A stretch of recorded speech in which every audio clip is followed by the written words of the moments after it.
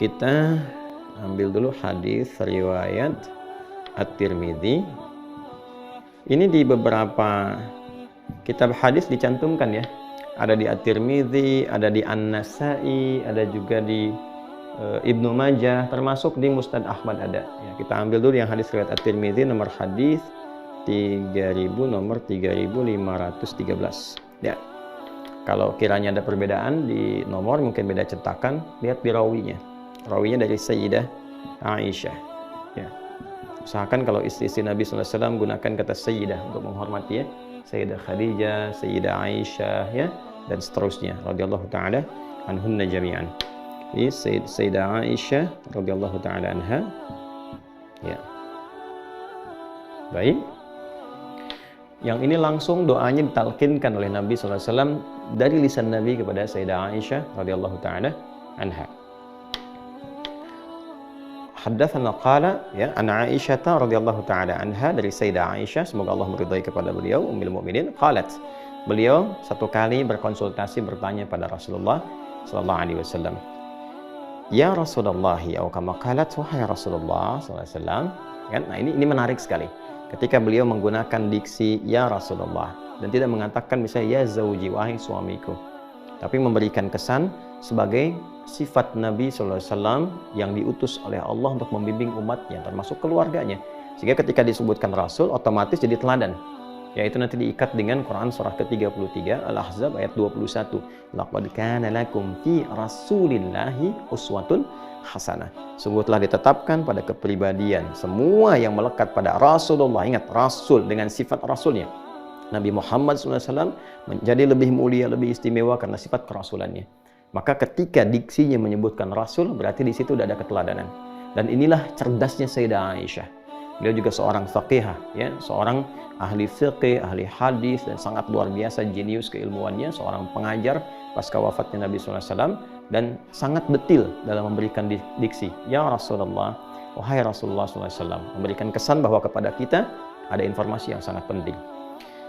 Ara'aita in alimtu ayya lailatul qadri ma aqulu fiha. Bagaimana pendapatmu, bagaimana bimbinganmu, bagaimana petunjukmu kalau sekiranya aku merasakan dari malam Ramadan itu merasakan malam Al-Qadar, ya kan? Baik, maka apa yang aku katakan, doa apa yang aku bacakan? Nah, ini memberikan kesan kepada kita teman-teman. Petunjuk pertama tadi meneladani kebaikan-kebaikan dan petunjuk yang dituntunkan oleh Rasulullah, apalagi sumbernya dari A1, istri beliau Sayyidah Aisyah radhiyallahu taala anha. Yang kedua adalah semangat menghidupkan malam Ramadan. Ya, jadi malam pertama sampai malam terakhir. Jangan hanya menunggu di 10 malam terakhir. Ya, siapa tahu Allah turunkan di pertengahan atau sejak awalnya, kita nggak tahu kapan malam Al-Qadar itu. Ya, walaupun nanti ada hadis-hadis meminta kita berburu di akhir supaya meningkatkan semangat, tapi Allah punya hak untuk menurunkan itu di awal, di pertengahan, atau bahkan di akhir. Karena itu hadis ini memberikan kesan kepada kita juga, hidupkan setiap malam Ramadan, sehingga kita bisa merasakan perbedaan di setiap malam. Nah, dalam konteks kita merasakan itu, lalu berdoa, apa doanya? Jadi kalau kita baca, cara berpikir cerdasnya, kalau kita baca setiap malam, luangkan waktu 5 menit aja untuk membaca doa ini setiap malam. Ya, cara cepat mendapat malam Al-Qadar kan jangan tinggalkan malam, ya kan? Tuh. Ya, paling cepat kan begitu, walaupun cuma 5 menit malam, gitu kan? Nah, kalau aku merasakan getaran itu, apa yang aku baca? Jadi, ini doa khusus di malam Ramadan, dan para ulama biasanya menempatkan doa ini di jeda-jeda tarawih. Jadi begitu 2 rakaat selesai, atau yang pakai 4 rakaat selesai, jeda dulu. Tenangkan dulu sampai hati merasakan ketenangan. Makanya disebut dengan tarwihah, jamaknya tarawih. Ada jeda yang menenangkan kepada jiwa. Ya, apa yang dibaca? Kata Nabi, quli, ya, maka katakanlah, berdoalah. Nah, ini doanya ya. Kita tuliskan, Allahumma innaka afuwun tuhibbul afwa, kan, fa'fu anni. Nah, ya.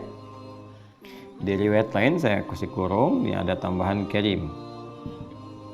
Silahkan, tidak ada masalah menggunakan yang manapun. Allahumma innaka afuun. Yang pertama, yang kedua pakai karim, boleh. Tuhibbul afwa fa'fu anni. Nah, ini spesifik untuk malam-malam Ramadan. Hadisnya sahih. Ya, baik. Allahumma, ya Allah. Saya pernah sering kali bahas. Kalau Allahumma itu adalah kalimat ya Allah yang disatukan, menunjukkan pada ketundukan, ketawaduan, dan penuh harap. Jadi kalau menggunakan kata Allahumma, ada ketawaduan di dalamnya, ada penuh harapan, kan? Kemudian innaka, sungguh engkau, afuun, maha pemaaf, karimun, maha mulia, tuhibbul afwa, engkau mencintai segala bentuk pemaafan. Wah, ini dalam sekali nih, kalau kita ngerti bahasa Arab itu dalam sekali. Jadi kita seakan membalikkan itu kan, meminta dengan sifat yang mulianya. Ya Allah, engkau kan yang maha pemaaf, engkau yang melekatkan sifat itu padamu, engkau yang mencintai semua bentuk pemaafan, ya kan? Fa'fu anni, aku mengakui ya Allah, saat ini aku merasa banyak salahnya, aku telah berbuat banyak kesalahan, maka ya Allah, ya kan? Fa'fu anni, mohon maafkan aku, ampuni dosaku, gugurkan kesalahanku. Nah, ini pakai fa, berharap minta disegerakan gitu kan, ya, disegerakan. Mohon ya Allah, mohon berkenan, engkau maafkan aku, ampuni aku, sayangi aku, gugurkan kesalahanku. Itu Masya Allah kalau benar kita mengucapkannya dengan getaran jiwa kita, merasakan kehusyuan dalam meminta. Itu yang dimaksudkan hadis ghufira lahu ma taqaddama min dzambi. Ya, boleh jadi itulah wasilah yang mengantarkan kita pada ampunan Allah dari semua dosa-dosa yang pernah kerjakan, semua.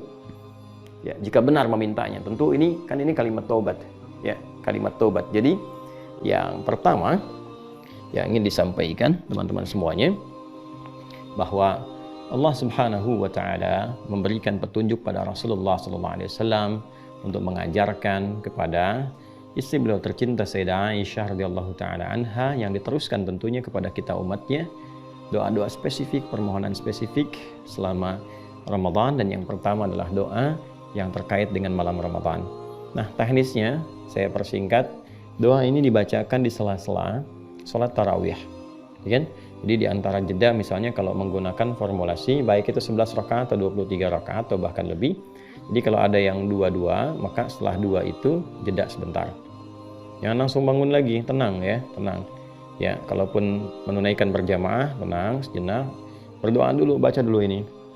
Ya Allahumma innaka afuwun karim, Allahumma innaka afuwun tuhibbul afwa fa'fu anni, kan? Nah, kalau sekiranya untuk banyak, ganti kepada nak saja. Allahumma innaka afuwun, Allahumma innaka afuwun karim tuhibbul afwa fa'fu anna, gitu ya. Kalau untuk jamak demikian. Nah, kadang-kadang di beberapa masjid diingatkan, ada salah satu yang mengingatkan kepada jamaah membacakan, karena nggak semua orang tahu.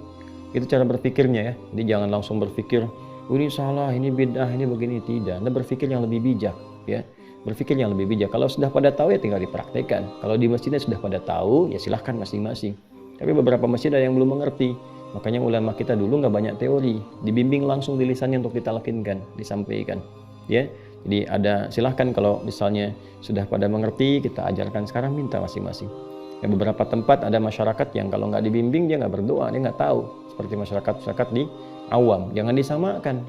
Ingat ya, fikih itu nanti akan selalu berkesesuaian dengan karakter setiap muslimnya.